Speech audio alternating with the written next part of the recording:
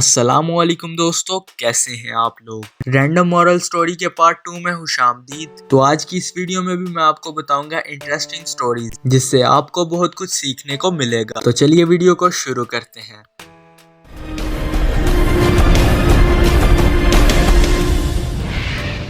एक बार एक गरीब दुकानदार सड़क के किनारे अपने छोटे बेटे के साथ अपनी छोटी सी दुकान पर कुछ बेच रहा होता है कि तभी वहां पर एक लग्जरी कार आकर रुकती है। उसमें बैठे आदमी का ध्यान उस दुकानदार के बेटे पर जाता है। वो देखता है कि उस गरीब दुकानदार का बेटा बहुत हैरत से इसकी कार देख रहा होता है। ये देखकर उस आदमी को बच्चे पर तरस आ जाता है, इसलिए वो बच्चे को अपनी कार में बिठाता है। कार में बैठते ही वो बच्चा इस आदमी से पूछता है, आपकी कार बहुत महंगी होगी, है ना?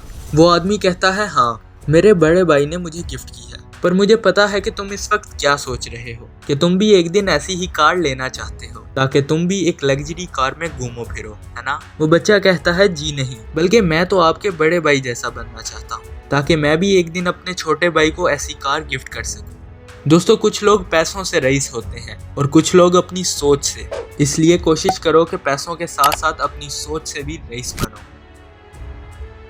एक दफा एक स्पीकर ने स्टेज पर ऑडियंस को $100 का नोट दिखाते हुए कहा, ये किस किस को चाहिए। ऑडियंस में बैठे सभी लोगों ने अपने हाथ ऊपर किए तो स्पीकर ने उस नोट को अपने हाथों में पूरा मरोड़ दिया और फिर पूछा कि अब ये किसको चाहिए।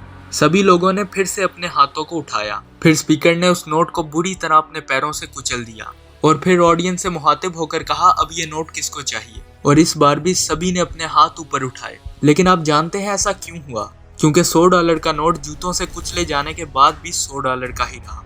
उसकी हालत तो खराब हो गई, लेकिन फिर भी उसकी कीमत उतनी ही रही। दोस्तों, ठीक इसी तरह जिंदगी में भी लोग आपको तोड़ने और दबाने की पूरी कोशिश करते हैं, लेकिन इसके बाद भी अगर आप अपने असूलों पर कायम रहते हैं तो लाख कोशिशों के बाद भी कोई आपका कुछ नहीं बिगाड़ सकता।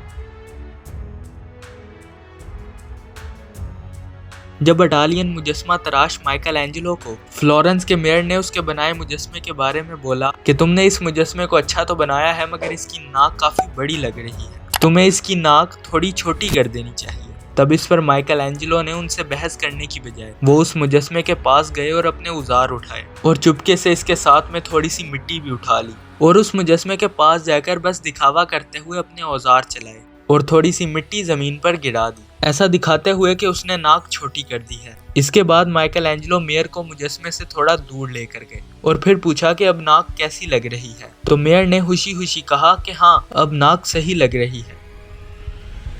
माइकल एंजेलो को पता था कि वो मेयर मुजस्मे के बिल्कुल नीचे खड़ा है, जिससे जाहिर सी बात है कि वो नाक बड़ी ही लगनी थी, लेकिन फिर भी उसने बहस नहीं की, क्योंकि चाहे वो बहस जीत भी जाता तो भी मेयर खुश नहीं होता और इससे इसकी दुश्मनी बढ़ जाती। तो मॉरल ऑफ द स्टोरी ये है कि कभी भी किसी से बहस ना करो, बातों का बवाल मचाने की बजाय लोगों को सिर्फ रिजल्ट्स दिखाओ। आपको इनमें से सबसे अच्छी स्टोरी कौन सी लगी, कमेंट सेक्शन में अपनी राय का इजहार जरूर करिएगा।